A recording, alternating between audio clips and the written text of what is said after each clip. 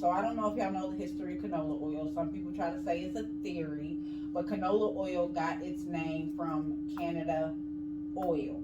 But canola oil, so okay, so not a couple of years back, a couple of decades back, Canada found themselves with a surplus of this textile oil that they couldn't do anything with. This particular oil She know everything about the factory. was this particular oil was an oil that would help make pages on a magazine shiny.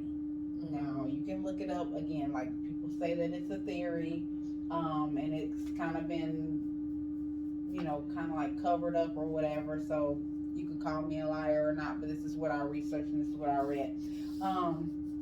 And so what happened was they needed to find a way to get rid of this oil, so they struck a deal with the United States, and the United States was like, we'll find a way to get rid of it. So they did something to it, kind of altered it a little bit, and they made a new oil. Because think about it, like back in the day, we didn't have no canola oil. That shit just came on the scene like maybe 20 years ago, maybe 20 years ago. We ain't never heard of no canola oil. We heard of corn oil. It's not the same. And so the what is it called? The FDA, they made a category for canola oil to be acceptable, and they call it the GRS category. They put it in a special category that they created called the generally regarded as safe. And that means like as long as you don't take it in too large of portions, that you should be okay.